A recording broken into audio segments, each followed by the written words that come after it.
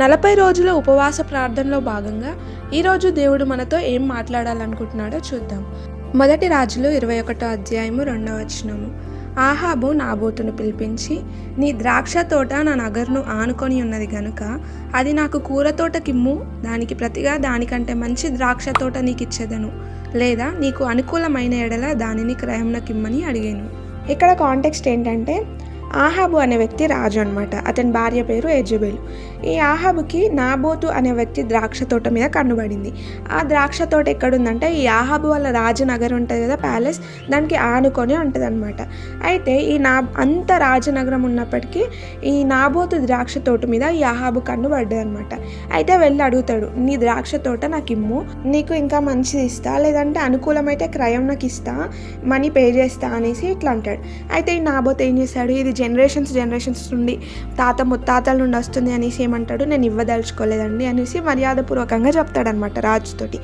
అయితే ఈ ఆహాబ్ వచ్చి ఏం చేస్తాడు, ఇక సాడ్ ఫేస్ పెట్టుకొని మూతి ముడుచుకొని కూర్చుంటాడు. అప్పుడు తన భార్య ఉంటుంది కదా, యెజబెల్ వచ్చి ఏం చేస్తుంది, ఎందుకు నువ్వు ముడుచుకుంటున్నావు, నువ్వు రాజు కాదా అనేసి ఏం చేస్తుంది, ఇద్దరు వ్యక్తులను తీసుకొచ్చి నా మీద అబద్ధ సాక్ష్యం, నాబోతు మీద లేనిపోని అని పుట్టించి అబద్ధ సాక్ష్యం పల్పించి రాళ్ళతోటి కొట్టి చంపిస్తుంది అనమాట.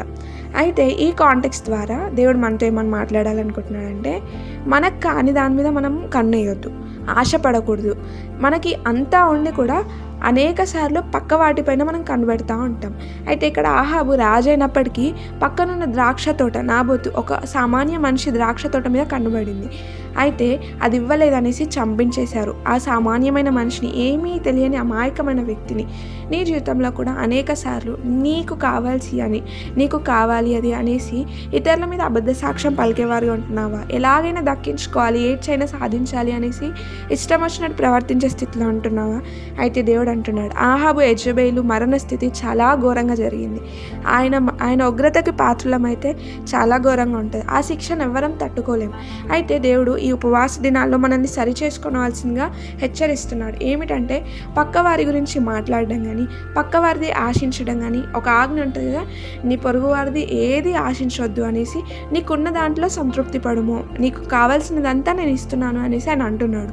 పక్క వాటిపైన, పొరుగు వాటిపైన ఏ చిన్న విషయంలో కూడా మనము ఆశించే స్థితిలో ఉండొద్దు, అలా అని దోచుకునే స్థితిలో అసలుకే ఉండొద్దు. ఈ దినాన ఏ విషయాలలో మనం ఆ స్థితిలో ఉంటున్నావో, నువ్వు ఆ స్థితిలో ఉంటున్నావో ఒక్కసారి నువ్వు పరీక్షించుకో. ఒకవేళ ఇంకా ఆ స్థితిలో ఉన్నట్లయితే ఈ ఉపవాస ప్రార్థనలో దేవుడు సరి చేసుకోవాలనేసి నాతో మాట్లాడుతున్నాడు. ఇంకా సరి చేసుకోలేని మనసు నీలో ఉన్నట్లయితే ఆయన హెచ్చరిస్తున్నాడు. ఆయన ఉగ్రతకి పాత్రలయ్యే స్థితిలో ఉంటే నరకం నుండి అస్సలు తప్పించుకోలేమండి. ఈ వాక్యాన్ని మనం హెచ్చరింపుగా తీసుకోవాలి. ఆయన చాలా ప్రేమపూర్వకంగా వాక్యాల ద్వారా మనకి అన్ని సరిచేయడానికి నేర్పిస్తున్నాడు. ఇంకా ఆలస్యం చూపే స్థితిలో ఉంటే జాగ్రత్త, ఆయన రాకడ చాలా సమీపంలో ఉంది. ఈ వాక్యము మన జీవితంలో ఒక హెచ్చరింపుగా ఉండునుగాక. ఆమేన్.